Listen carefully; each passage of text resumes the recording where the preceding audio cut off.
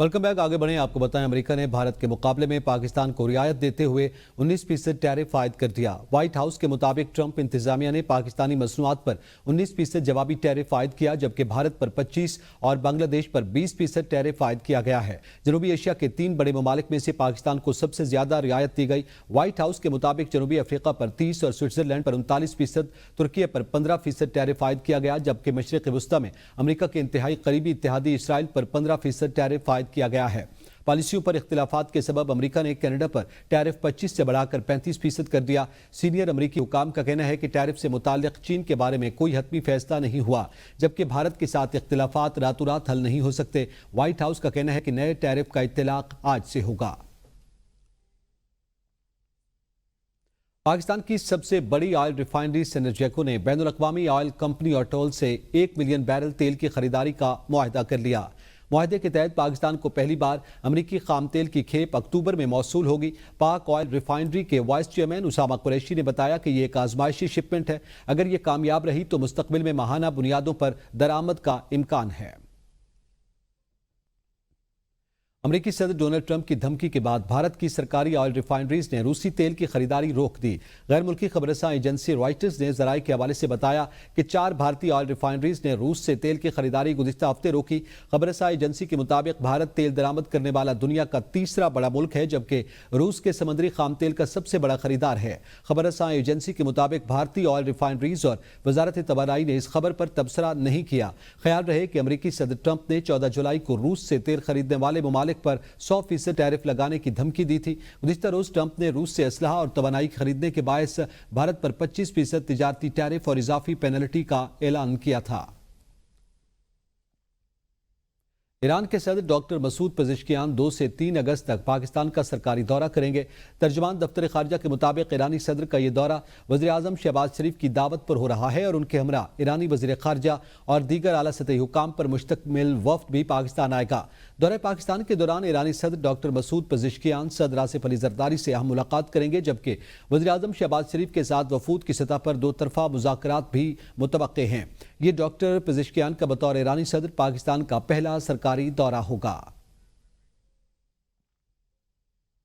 वज़ीर आला खैबर पख्तूनख्वा अली अमीन गंडापुर ने भारतीय वज़ीर आज़म नरेंद्र मोदी को दहशतगर्दी की सरपरस्ती और पाकिस्तान में अदम इस्तेहकाम फैलाने के इल्जामात पर 2 टोक चैलेंज करते हुए कहा कि भारत के उछे हथकंडे और दहशतगर्दाना अज़ाइम दुनिया के सामने बेनकाब करेंगे। उन्होंने ऐलान किया कि वो खुद फाइनेंशियल एक्शन टास्क फोर्स के सामने भारत के खिलाफ ठोस शवाहिद पेश करेंगे। वज़ीर आला ने कहा कि भारतीय मीडिया ने उनके हालिया बयान को सयाको सबाक से हटकर पेश किया, जबकि हकीकत यह है कि मोदी हुकूमत पख्तूनख्वा और बलूचिस्तान में दहशतगर्दी फैला रही है। सदर पाकिस्तान ने वफाकी मोतसिब बराए इंसदाद हरासियत के फैसले को बरकरार रखते हुए स्टेट लाइफ के असिस्टेंट जनरल मैनेजर कामरान चन्ना को डिजिटल हिरासानी के इल्जाम में जबरी रिटायर करने और शिकायत गुजार उरूज वाहिद को 10 लाख रुपए हर्जाना अदा करने का हुक्म दिया। कामरान चन्ना ने व्हाट्सएप और दीगर डिजिटल जराए से उरूज वाहिद को नाजेबा पैगामात भेजे थे और बाद अज़ां इन पैगामात का एतराफ भी किया। फौजपा ने इब्तिदा में कामरान चन्ना को बरतरफी और 3 लाख रुपए जुर्माने की सजा सुनाई थी, जिसके खिलाफ उसने सदर पाकिस्तान के पास अपील दायर की है। सदर ने दोनों फरीकैन को सुनने के बाद हिरासानी के इल्जामात को दुरुस्त करार दिया, सजा को बरतरफी से जबरी रिटायरमेंट में तब्दील किया और हर्जाने की रकम 3 लाख से बढ़ाकर 10 लाख रुपए मुकर्रर की। साथ ही सदर ने मुतासरा खातून अरूज वाहिद को स्टेट लाइफ में दोबारा मुलाजमत देने की भी हिदायत जारी की है।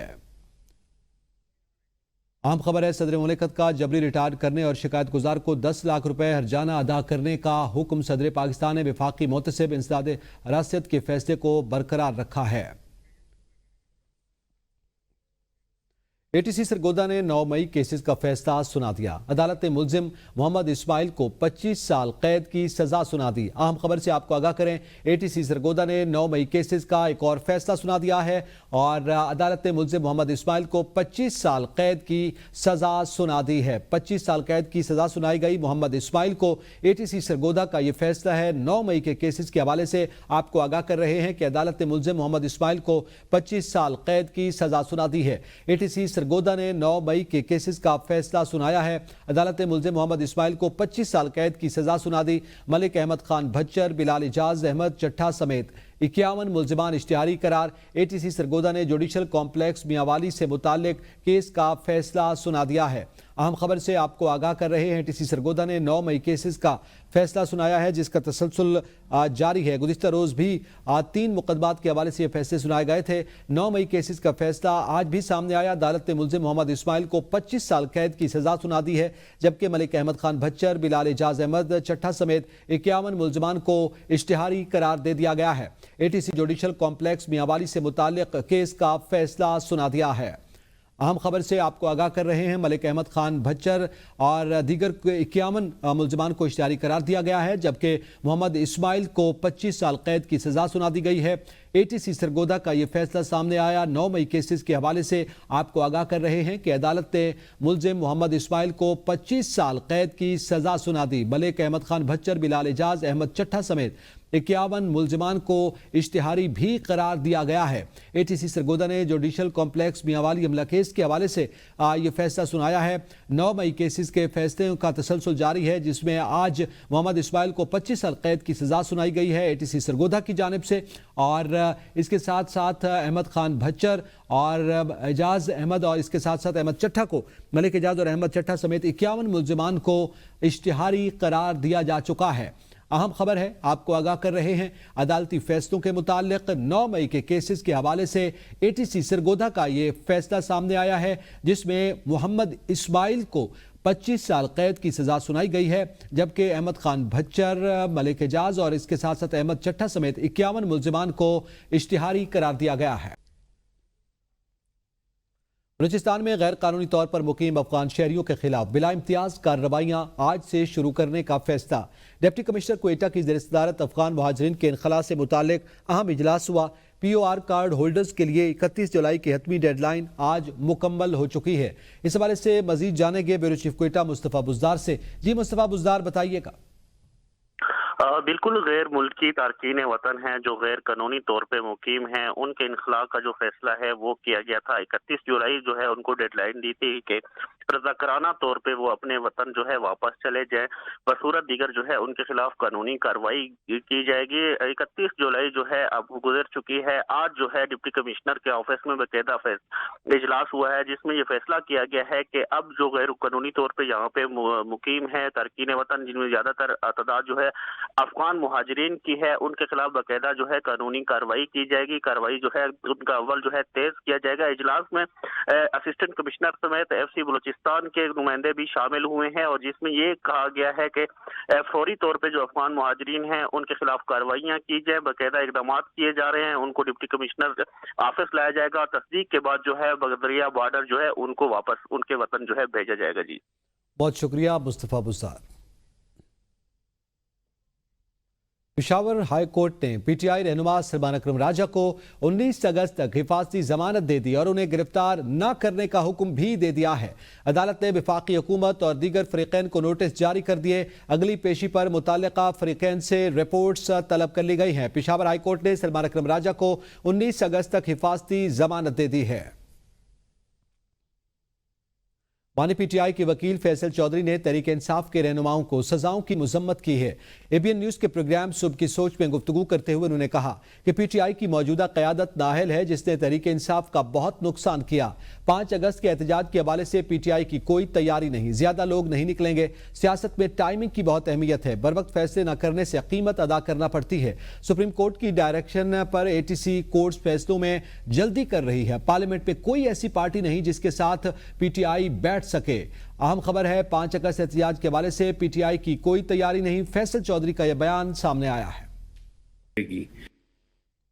صدر آصف علی زرداری سے وزیر اعلیٰ بلوچستان میر سرفراز بگٹی کی ملاقات ہوئی۔ ملاقات میں بلوچستان کی ترقی اور مجموعی سیاسی صورتحال پر تبادلہ خیال ہوا۔ وزیر اعلیٰ نے صدر مملکت کو صوبے میں امن و امان اور ترقیاتی منصوبوں کے حوالے سے بریفنگ دی۔ صدر آصف علی زرداری نے بلوچستان میں امن و امان مزید بہتر بنانے کی ہدایت کر دی ہے۔ صدر مملکت نے کہا ہے کہ عوامی فلاح، بنیادی سہولیات کی فراہمی اور ترقیاتی منصوبوں کی بروقت تکمیل کو یقینی بنایا جائے۔ بلوچستان کے عوام کا معیار زندگی بہتر بنانے کے لیے مؤثر اقدامات کیے جائیں۔ ڈی ایچ اے فیز 5 اسلام آباد میں سیلابی ریلے میں بہہ جانے والی کار 10 دن بعد کاک پل دریائے سواں سے مل گئی۔ کرنل ریٹائرڈ اسحاق کی بیٹی کی تاحال لاش نہ مل سکی۔ کرنل اسحاق کی نعش 3 دن بعد بحریہ ٹاؤن فیز 4 سیوک سینٹر کے قریب دریائے سواں سے ملی تھی۔